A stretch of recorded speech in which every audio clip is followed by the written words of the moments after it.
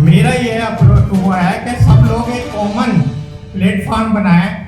सब लोग जो संगठन चला रहे हैं मिलके एक मिनिमम कॉमन प्रोग्राम, जैसे गवर्नमेंट अब एनडीए चल रही है, यूपीए चल रही है, इनमें भी कई कई पार्टियां हैं, तो उन्होंने कॉमन मिनिमम प्रोग्राम बनाया है, तब वो एक साथ आए हैं। तो ये बनाया कि भाई हमें क्या, हमारे उद्देश्य क्या होंगे। ब्राह्मण, क्षत्रिय, वैश्य, ये सिर्फ 10% जनता है। हिंदुओं में 15% है, बाकी देश में 10% जनता है। सारी धन संपत्ति पे इनका कब्जा है। अभी मैंने बता दिया ना कि 90%, 5% लोग 90% पे बैठे। जो देश के बड़े बड़े घोटाले हुए हैं हजारों करोड़ रुपए के, उनमें किसी का नाम देख लीजिए, SC ST है, OBC वाले का रिजर्वेशन का किसी में नहीं है। जो से लोगों को मेरा जय भीम, नमो बुद्धाय, जय संविधान। और मैं दिल्ली, डॉक्टर अशोक, मैं दिल्ली गवर्नमेंट में एडिशनल मेडिकल सुपरिटेंडेंट था, रिटायर हुआ। और रिटायर भी उससे 2-3 साल पहले जब हमने डॉक्टर अंबेडकर को पढ़ा, बुद्ध धर्म पढ़ा, तब आंखें खुली। तो तब से मैं समाज सेवा में ही लगा हूँ 5 साल से। और मैं कोशिश कर रहा हूँ कि समाज को जगाने की कोशिश कर रहा हूँ। पर उसके लिए मैं जो समझता हूँ, मैं आज तक जो भी समझ पा रहा हूँ, तो ये जो चीज़ें हैं जिन पे हम कंसंट्रेट कर रहे हैं, मेरा मंच से मेरा रिक्वेस्ट है कि 2 मिनट को, क्योंकि मेरा जो है अप्रोच और लोगों से थोड़ी अलग है, तो इसलिए मंच से मैं चाहूँगा कि थोड़ा मेरा तरफ ध्यान दें तो ज़्यादा होगा। हम देखिए इन चीज़ों के लिए लड़ रहे हैं, और जो सरकार है, हम सरकार से मांग करेंगे तो सरकार हमें दे ना दे, और दे के भी आप लगा लीजिए 75 साल में हमें आरक्षण मिला। 75 साल हो गए आज़ादी के बाद से। SC ST का आरक्षण अभी पूरा नहीं हुआ है। जहाँ पे सबसे ज़्यादा पोस्ट है फिल थी हमारी ग्रुप डी में, ग्रुप डी आउटसोर्स कर दिया। तो ये लोग ग्रुप A और B में अभी भी जो है पूरी सीटें फुल नहीं हैं, और वो हल्ला मचा रहे हैं कि क्रीमी लेयर बाहर कर दो, क्रीमी लेयर बाहर कर दो। जब अभी सब लोग जो ऑफिसर्स के बच्चे हैं वो भी उसमें जाने की कोशिश कर रहे हैं, तब भी जो है वो सीटें फुल नहीं है ग्रुप A की। और यदि OBC के, यदि ऑफिसर्स के बच्चों को आप उससे निकाल देंगे तो वो तो सीटें कभी पूरी होंगी ही नहीं। तो मैं आपका, और रिजर्वेशन से तो बहुत जरा सा कुछ है जो हमें मिल रहा है। मैं ये बताना चाहता हूँ आप लोगों को कि देश को कौन लूट रहा है। सबसे बड़ी बात यह है कि आप ये देखिए देश को कौन लूट रहा है। अभी न्यूज़पेपर की रिपोर्ट है कि 2017 में 1% जनता के पास 58% धन संपत्ति थी, 1% के पास, जो बढ़ के 2018 में 73% हो गई। तो जरा सोच के देखिए कि 1% जनता 73% धन संपत्ति हथियाए बैठी है। और मैं कहता हूँ उसमें आप जो है 4% ऊपर के और जोड़ दो तो 90% तो हो ही जाएगी। तो आपकी 5% जनता 90% धन संपत्ति हथियाए बैठी है, और आप जो है बाकी जो है लोग 95% 10% में जी रहे हैं, और आरक्षण को आप हल्ला मचा रहे हैं।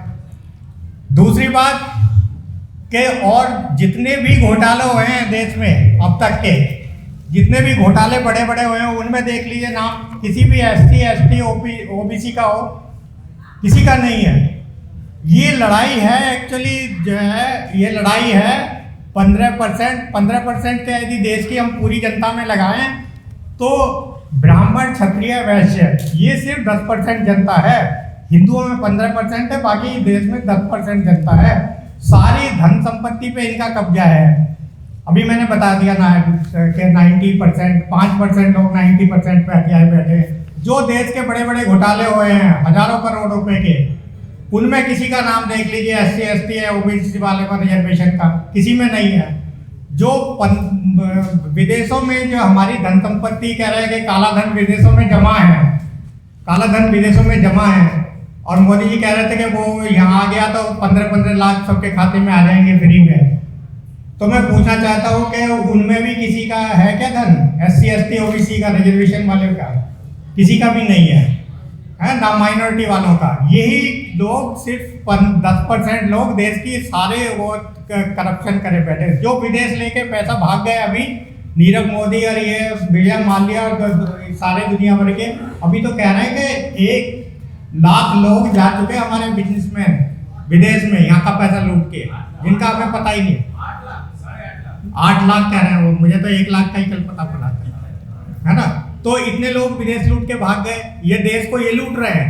तो ये मेरे हिसाब से तो आज की डेट में यदि सभी को इसको लड़ाई लड़नी है, आपको एक आज़ादी की लड़ाई की तरह लड़ना पड़ेगा, क्योंकि सभी को अपना स्वार्थ छोड़ना पड़ेगा, अपना फायदा छोड़ना पड़ेगा। जैसे आज़ादी की लड़ाई जो लोगों ने लड़ी, लोगों ने तो अपने सारा दान कर दिया, मर गए लोग, तो क्या वो अपने फायदे के लिए लड़े थे?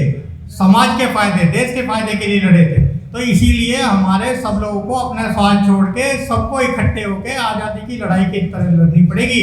नहीं तो ये तो देश को लूट के भाग रहे हैं, सारा ये लगे हुए हैं, सारा धन संपत्ति इनके पास है, और हमें लड़वाना है आरक्षण के लिए, जात पात के लिए, आप धर्म के नाम पे लड़वा रहे हैं मोमडन से।